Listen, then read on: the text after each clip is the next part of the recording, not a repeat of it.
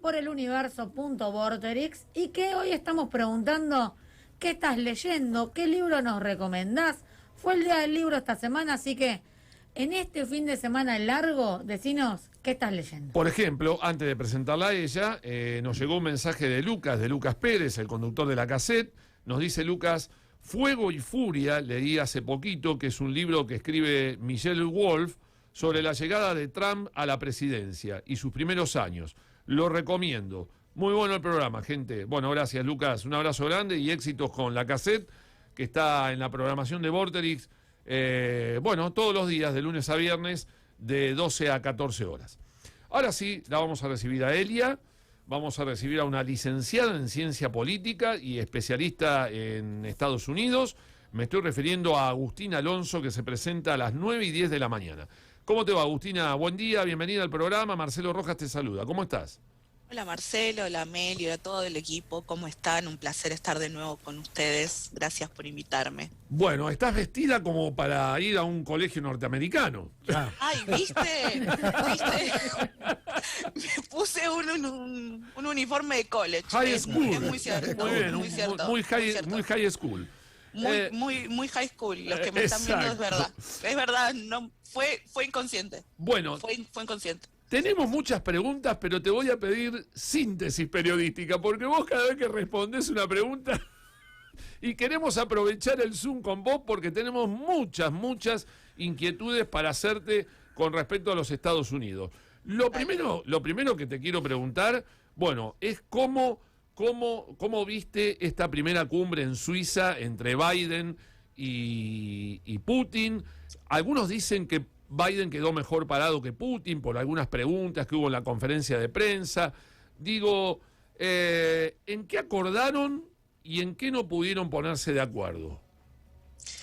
Bueno, claramente Biden buscó quedar mejor parado y estaba todo medio como preparado para que Biden quede mejor parado. Claramente venía de su gira presidencial, a la que le puso muchísima épica, y estaba todo como preparado para que esto que se planteó en el G7 de los valores occidentales, ¿no? Estaba como medio en ese manto, estaba como protegido. Se pusieron de acuerdo, y voy a ser muy rápida, ya que me lo pediste, en volver a establecer sus embajadores. La relación diplomática hoy entre Estados Unidos y Rusia es los puntos más bajos. Se pusieron de acuerdo en ciberseguridad, hasta ahí, ¿no? Biden le planteó una especie de puntos en donde no se tiene que meter con Estados Unidos en temas de ciberseguridad. Después se tocó el tema de Ucrania, ahí Putin no estuvo para nada de acuerdo. Biden planteó la soberanía y el respeto de la democracia de Ucrania, y especialmente el tema de la militarización de las fronteras. La verdad que hubieron más desacuerdos que acuerdos, ¿no? Ambos se juntaron como 4 horas, después dieron conferencias de prensa por separado, y el beneficio de Biden, que salió mejor parado, fue que su conferencia fue después que la de Putin. Entonces tuvo la posibilidad de responder todo lo que habló Putin previamente, y eso le dio la posibilidad de hablar de Navalny, que era otro de los temas que quería tocar todo el mundo. No sé, recordemos para la gente que Navalny es el opositor de Putin, y que supuestamente fue envenenado, está preso, está en huelga de hambre. Biden dijo que si se muere va a ser un gran golpe para Rusia, y Putin dijo: yo no tengo nada que ver. Básicamente él estaba en Alemania, volvió a Rusia sabiendo que si pisaba Rusia iba a volver a estar preso. Así que sí, el tema es que no le coincidieron en pocas cosas. Fue todo como muy protocolar, pero hasta ahí. El tema es que no le pase nada en la cárcel a Navalny, porque Putin la tiró al costado, la tiró afuera y dijo: yo voy a aplicar las leyes. Y Biden le dijo: ojo si le pasa algo a Navalny, porque voy a ser muy duro con vos. Y otra cosa que te quería comentar, que lo estaba recién hablando con Fabián acá y con Melissa, fuera de aire, que todo el mundo pensó que, o yo no sé si Putin, porque acá Melissa me dice que ya lo conocía de antes, muchos pensaron que Putin se iba a entrevistar con el abuelito de Heidi, pero Putin dijo que le había parecido un profesional con quien hay que trabajar muy atentamente para no perderse nada. Resaltó las capacidades cognitivas de Biden. A él no se le escapa nada, se lo garantizo. Ahora, ¿lo dijo hipócritamente para la prensa o en el fondo Putin sigue subestimándolo como un viejito senil? Yo creo un poco que sigue subestimándolo, ¿no? Yo creo que sí, yo me había justo marcado unas frases de, como vos mencionás, que lo destacó como un aliado muy, muy constructivo, que no era lo que esperaba. Esa frase de que no era lo que esperaba es, bueno, ¿qué esperabas? Porque no es una pavada ser presidente de Estados Unidos. Claramente tonto no es el señor. Así que me parece que sí, que lo subestimó un poco, puede haber un poco de chicana. También, no sé si vieron, se viralizaron muchas imágenes de Biden que nuevamente ponen en duda como su situación cognitiva. Se viralizó una imagen de él como medio como perdido en un buffet, en el contexto del G7. También se viralizaron unas imágenes en donde él tarda mucho en responder y se queda como mucho tiempo pensando. Entonces, nuevamente este manto que estuvo en las elecciones de si Biden está o no capacitado, está o no en su mejor estado mental para gobernar un país, me parece que que sobrevoló un poco eso, de Putin mostrarse como una persona vital y fuerte y mostrar a Biden como una especie de la Rúa en el programa de Tinelli, ¿no? Claro, más o menos. Muy buena comparación. Y sí, un poco así. Agustina, sí. te pregunto por una de las cumbres previas que tuvo Biden a esta cumbre con Putin, que fue la cumbre del G7, y uno de los anuncios de la cumbre del G7, que es este plan de inversión en infraestructura, un poco para contrarrestar la nueva ruta de la seda.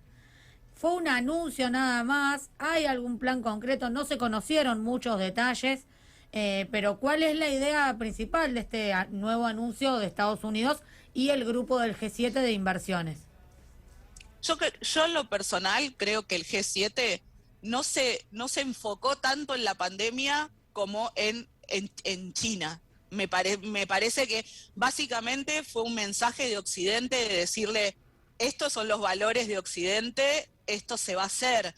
Me parece que fue un poco más por ahí con esto que nombrás, que se llama B3W, que es como volver al mundo y mejorarlo, esta ruta que sí, que busca contrarrestar esto que hace China con la nueva ruta de la seda, de poner plata en infraestructura, en rutas, para otros países, pero que Occidente le alega que es un poco una diplomacia de la deuda, lo llaman, ¿no? De los préstamos excesivos que le ponen a los países y que por el contrario ellos lo van a hacer de manera justa, equitativa, democrática y todas esas cosas que constantemente el tema de valores occidentales en contraposición a Oriente sin valores, ¿no?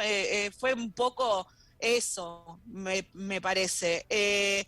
No, como vos decís, fueron palabras preciosas, esa como el impuesto a las grandes empresas, cambio climático, la reducción de las emisiones de carbón, todas unas propuestas preciosas que no estuvieron demasiado bien explicadas. Es como que yo te anuncie acá que tengo la fórmula de la paz mundial, pero te diga eso, corto el Zoom y me voy, y no te explique cómo. La verdad, todo esto se tiene que volver aplicar. A charlar en el G20 en Italia, después se tiene que reunir los países de la OCDE para confirmarlo.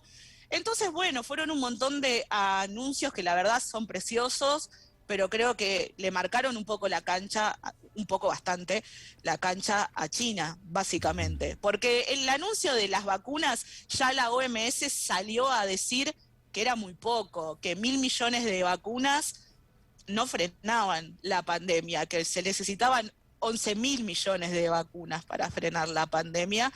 para los países que no tienen la capacidad de desarrollarla ni de conseguirla.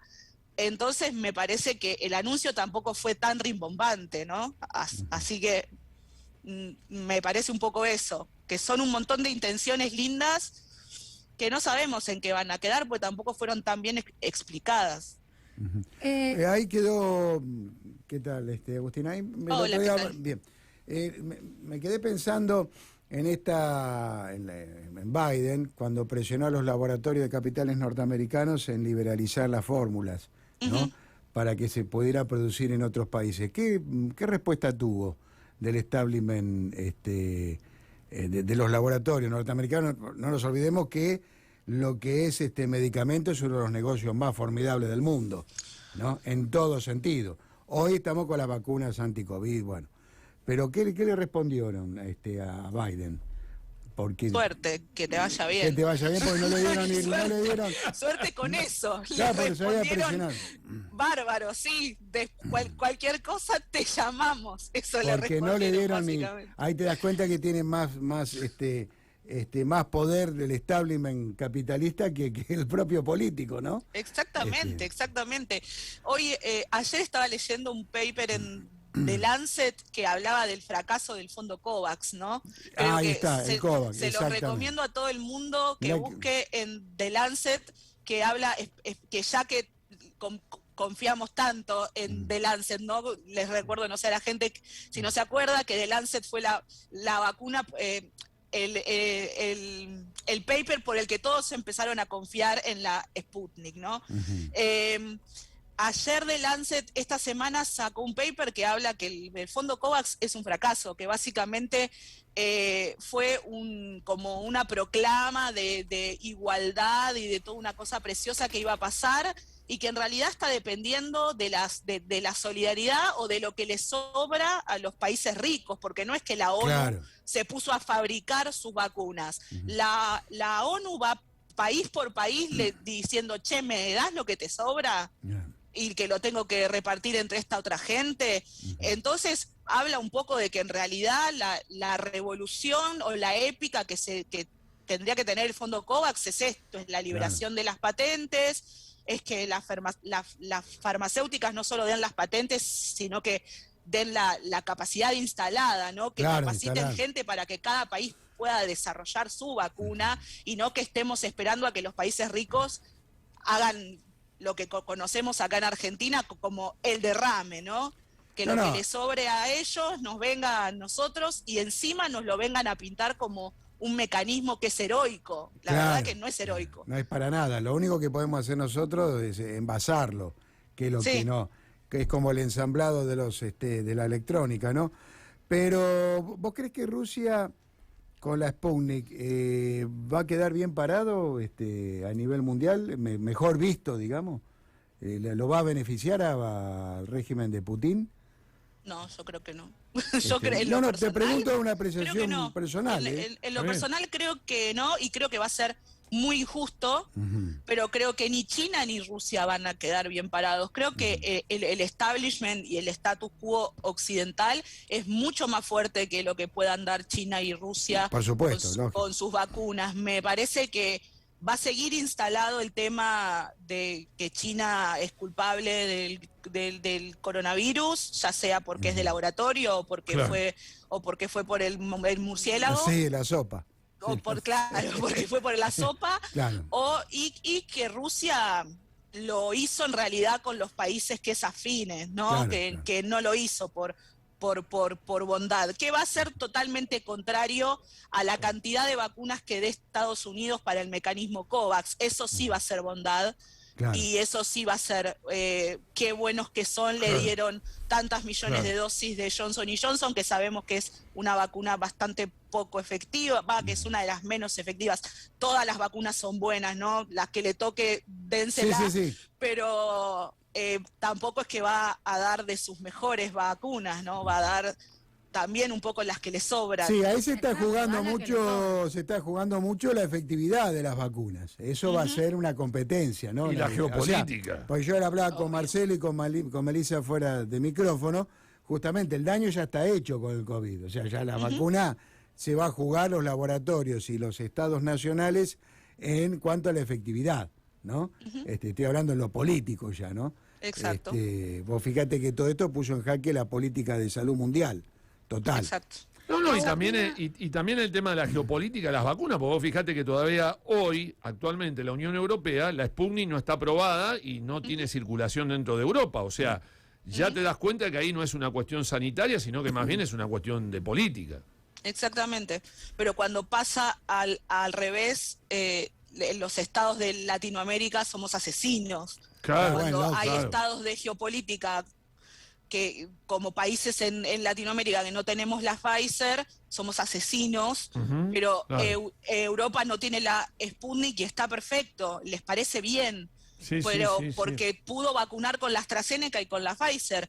Entonces, me parece que claramente ahí está la respuesta a la pregunta anterior, si Rusia y China, o Rusia específicamente, van a quedar mejor parados ante el escenario internacional. Claramente no, a nadie le va a importar si Rusia dio muchísima más cantidad al mundo de vacunas, van a decir, aceptaste con los comunistas, ¿no? Este fantasma del comunismo que siempre vuelve a flamear, una cosa tan antigua de guerra Sí, fría, y que nada que ver, porque lo que es Rusia ahora no es la Rusia de antes de la calle. El comunismo ya no existe en esos términos. No existe en esos No, ya términos. no existe, y... pero creo que coincidimos en que es una bandera que siempre sacan Por en supuesto. elecciones, lo vimos en elecciones de ahora, en la de Perú la semana pasada, en la elección de Perú en la semana pasada, el speech era república versus comunismo. Claro. Y decimos, ¿dónde está el comunismo? Es mentira. O sea, es mentira. Así que Agustina, no es algo tan alejado en el discurso público, ¿no? No, ni Esto de hablar. los comunistas. Agustina, volviendo sobre justamente que hablabas de la Unión Europea, ¿cuán importante era para Biden y para el gobierno de Estados Unidos, pero fundamentalmente para Joe Biden, restablecer el vínculo y fortalecerlo con la Unión Europea? Porque durante el gobierno de Trump, bueno, había habido algunas tensiones, justamente estos aliados tradicionales no siempre habían estado en buenos términos. Sí, súper. Creo que estuvo demostrado que la primera acción fue volver al acuerdo de París y todo esto de acelerar todas sus relaciones. De hecho, estuvo con Boris Johnson y tratando también de replicar esta épica. No sé si pudieron ver la sesión fotográfica que hacían una comparación con las alianzas de la Segunda Guerra Mundial y esto de Estados Unidos viene a salvar al mundo como lo hizo en la Segunda Guerra, ¿no? Eso también fue un discurso que dio Biden de vamos a llevarle al mundo las vacunas como le llevamos la democracia. Esta sesión de fotos que hizo con Johnson claramente dejó visto eso. Creo que el que más estaba entusiasmado con esta gira, con el G7, con la cumbre, era Biden. El resto estuvieron ahí para la foto, nadie hizo una nota sobre el resto de los líderes. Boris Johnson, como el anfitrión, tuvo una nota y tuvo algo muy copado, que habló sobre la inserción escolar y todo lo que el COVID le llevó a los niños con la deserción de las escuelas y dijo especialmente a las niñas. Eso estuvo bastante bueno, ¿no? Que hable un poco de género, pues sabemos cómo es Johnson, ¿no?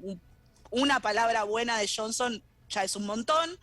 Y me parece que el que salió más beneficiado de todo esto fue Biden. Biden se sacó las fotos que necesitaba, dio los mensajes que necesitaba, marcó la agenda de toda la cumbre y después todos los ojos se volcaron hacia su cumbre con Putin.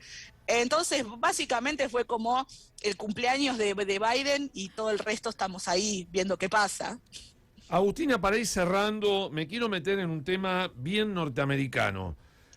Porque esta semana la legislatura de Texas, algunos dicen Texas, para mí es Texas. La legislatura de Texas, obviamente a través de su gobernador, el gobernador Abbott, dio vía libre a la compra o portación de pistolas o revólveres sin necesidad de licencia. Esto es tremendo, digo, porque estaba leyendo un artículo en la BBC que dice Joel Gunter, si no confiscan las armas, hay una muy alta probabilidad de una rebelión armada en Estados Unidos. Este año en Estados Unidos, por cuestiones de portación de arma, hubo 289 tiroteos en Estados Unidos masivos, 6 muertos en Chicago y en Alabama. Es un tremendo problema de la libre portación de armas porque, digo, un tipo con problemas psiquiátricos puede ir totalmente a comprar un arma, una pistola, un fusil. Se están viendo gente protestando en las calles con fusiles en la mano. No sé, digo, ¿hay alguna posibilidad que se ponga algún límite a la libre portación de pistolas o revólveres? Yo, en lo personal, no lo veo posible. Creo que lo vemos como una locura con nuestros ojos, con los ojos de Argentina, donde la aportación de armas es claramente muy difícil y requiere un montón de papeleos y cosas. En Estados Unidos es un sinónimo de libertad. Con la idiosincrasia de ese país es un sinónimo de libertad. Y cortar ese derecho, como lo ven... recordemos en principio que la mitad del país prácticamente votó por Trump. O sea, la elección no fue muy abierta y con mucha diferencia a favor de Biden. Uno de los derechos que pide la gente que votó por Trump o que apoya al partido republicano es su derecho a portar armas. El derecho a portar armas está en la Constitución. Y si bien Biden tiene una propuesta de control de armas, es prácticamente una de las propuestas más difíciles en estados, por ejemplo, como Texas, en donde es de lo más normal del mundo. O sea, cualquier persona tiene un arma en el auto, en su casa, y lo considera un derecho, y la pérdida del derecho considera que es una pérdida de libertad, y por supuesto viene el comunismo, siempre viene de la mano de viene el comunismo. No, me parece que esto que nombrás vos es un sinónimo de lo que pasó en el Capitolio. Creo que ese movimiento que vimos en la irrupción del Capitolio está muy fuerte, está muy preparado, no tenemos que desatender eso viene de la mano de gente armada y viene de la mano de grupos individuales, porque ni siquiera es que son grupos que representan un partido, que están muy organizados, básicamente son pequeños pedazos de loquitos. Yo estoy viendo justo el documental de QAnon, si no lo vieron, va mostrando todo el proceso de QAnon, y me parece que es un poco eso, que cómo lo va mostrando, es gente que se sentó en un foro en internet a creerle un montón de cosas a alguien que postea hay que hacer esto, y salen a matar en pos de la República, de la patria, pero tampoco los voy a subestimar y voy a decir son todos unos loquitos, ¿no? Porque estoy lejos de eso. Gente que irrumpe en el Capitolio claramente no es para tomar en chiste ni subestimarlos, pero me parece que está lejísimos Biden de poder establecer un control de armas. Creo que podría ser gravísimo, y más cuando vemos en manifestaciones cómo irrumpen, ¿no? Una manifestación por el abuso de la policía contra los negros, vemos que siempre hay alguien con un arma tratando de dispersarla. Entonces, me parece que son muchísimos los riesgos. Sí, yo quería hacer una breve referencia, justamente histórica, Agustín, agregar a tu comentario, excelente. Justamente después de la finalización de la guerra de secesión norteamericana, los estados confederados del sur fueron más proclives a la aportación y tenencia de armas, ¿no? Después fue el fantasma del comunismo, la época de la Guerra Fría sobre todo, y hoy por hoy esas pequeñas milicias o grupos son fanáticos también religiosos. No es casualidad. No es casualidad. Exactamente, del origen puritano de las viejas 13 colonias norteamericanas. Tiene toda una tradición eso. Bien. Sí. Para cerrar, preguntale. No, querías preguntar. Cierre, así que. Cerrá con eso, con la pregunta de que estamos haciendo. Justamente. Del millón. Te estamos preguntando en el día de hoy, Agustín, esta semana fue el día del libro. ¿Qué libro estás leyendo o qué libro nos recomendás para entender un poco más de Estados Unidos. Ahí está. Me lo anoté, esperen que lo busco, se llama, porque los estaba escuchando, entonces dije, por las dudas que me lo pregunten, se llama La disputa por el poder global de Actis y Nicolás, de Esteban Actis y Nicolás Creus, son unos colegas de la Universidad de Rosario. Es excelente y claramente explican de la mejor forma esta disputa entre Estados Unidos y China ya en el marco de la pandemia. Es un libro muy nuevo, muy actual y muy actual. Bien. Así Gracias. que la verdad que se los Justamente recomiendo porque a mí me fascinó. Hace algunas semanas entrevistamos a Nicolás Creus, estuvo aquí en nuestro programa Sí, hablando sobre el libro, así que listo. un- Entonces, si lo tuvieron, no tengo nada para decir. un Es un libro excelente fantástico. libro para recomendar para nuestra audiencia, así que muchas Es gracias. fantástico. Bueno, Muchas gracias, fantástico. Agustina. Hoy realmente has batido un récord. muy bien. Perdón, Marcelo, No, sí sé que me no, retás porque no. hablo mucho, pero hablo mucho. Me la encanta. verdad. No, Nos es que- encantó la nota y te felicitamos, ¿no? Es Por que supuesto. quiero reivindicarte porque hoy lo hiciste con poder de síntesis, eso te quería Claro. decir, que no la hiciste tan larguera, la hiciste con tiempos periodísticos. Con Muy bien. síntesis. Bueno, yo estoy acostumbrada a sentarme y hablar. No, por Está supuesto, bien. pero... Esa es la academia, yo no soy periodista. Olvídate, politólogos, historiadores son recontra conversadores, pero hoy lo hiciste en tiempos de periodista, así que te quiero felicitar y gracias por toda la info que nos aportaste en el programa de hoy. Gracias. Siempre disponible para lo que necesiten. Un beso grande Bueno. para Muchas todos. gracias. Buen Agustina. fin de semana. Buen fin de semana, gracias. Bueno, Agustina Alonso, licenciada en Ciencia Política, especialista en Estados Unidos, una jugosa entrevista, ¿eh? Toda, Lindo toda. conversatorio, Muchísimas ¿no? preguntas le hicimos Sí. y todo con muy buenas respuestas, muy buen análisis de además una semana muy intensa para Joe Biden. Ujú. Mucha cumbre, mucha reunión, mucho para decir de Bueno, Estados llévanos Unidos. al corte, dale. Dale. Nos vamos al corte de música de Estados Unidos, Imagine Dragons, Believer.